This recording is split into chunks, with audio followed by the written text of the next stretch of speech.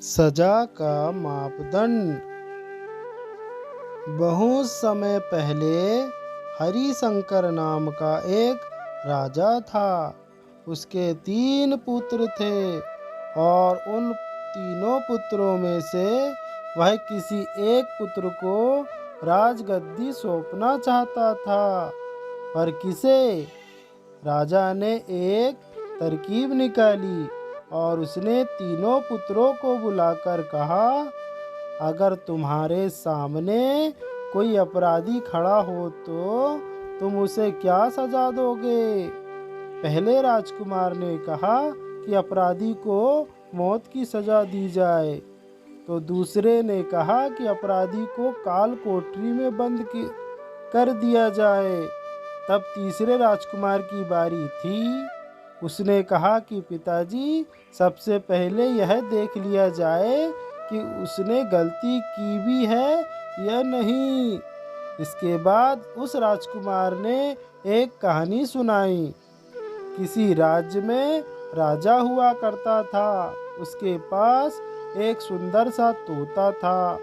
वह तोता बड़ा बुद्धिमान था। उसकी मीठी वाणी और बुद्धिमत्ता की वजह से राजा उससे बहुत खुश रहता था। एक दिन की बात है कि तोते ने राजा से कहा कि मैं अपने माता पिता के पास जाना चाहता हूँ। वह जाने के लिए राजा से विनती करने लगा। तब राजा ने उससे कहा कि ठीक है, पर तुम्हें 5 दिनों में वापस आना होगा। वह तोता जंगल की ओर उड़ चला, अपने माता पिता से जंगल में मिला और खूब खुश हुआ। ठीक 5 दिनों के बाद जब वह वापस राजा के पास जा रहा था, तब उसने एक सुंदर सा उपहार राजा के लिए ले जाने का सोचा। वह राजा के लिए अमृत फल ले जाना चाहता था। जब वह अमृत फल के लिए पर्वत पर पहुंचा, तब तक रात हो चुकी थी। उसने फल तोड़ा और रात वही गुजारने का सोचा। वह सो रहा था कि तभी एक सांप आया और उस फल को खाना शुरू कर दिया। सांप ने जहर से वह फल भी विषाक्त हो चुका था। जब सुबह हुई, तोता उड़कर राजा के पास पहुंच गया और कहा, राजन, मैं आपके लिए अमृत फल लेकर आया हूँ। इस फल को खाने के बाद आप हमेशा के लिए जवान और अमर हो जाएंगे। तभी मंत्री ने कहा कि महाराज, पहले देख लीजिए कि फल सही भी है या कि नहीं।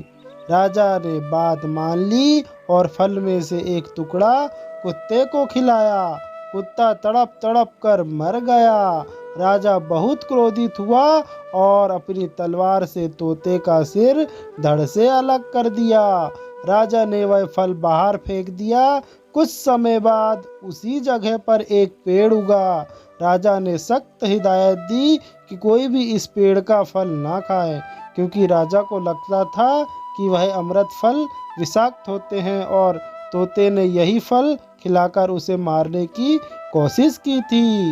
एक दिन एक बूढ़ा आदमी उस पेड़ के नीचे विश्राम कर रहा था। उसने एक फल खाया और वह जवान हो गया, किंतु उस वृक्ष पर उगे हुए फल विषाक्त नहीं थे। जब इस बात का पता राजा को चला तो उसे बहुत ही पछतावा हुआ और उसने अपनी करनी पर लज्जा हुई। तीसरे राजकुमार के मुख से यह कहानी सुनकर राजा बहुत ही खुश हुआ और तीसरे राजकुमार को ही सही उत्तराधिकारी समझते हुए राजगद्दी और राजा बना दिया। शिक्षा: किसी भी अपराधी को सजा देने से पहले यह देख लेना चाहिए कि उसकी गलती है भी या नहीं। कहीं भूलवश आप किसी निर्दोष को तो सजा नहीं दी जा रही है। निरपराध को कतई सजा नहीं मिलनी चाहिए। चैनल को सब्सक्राइब करें, वीडियो को लाइक करें। बहुत बहुत धन्यवाद।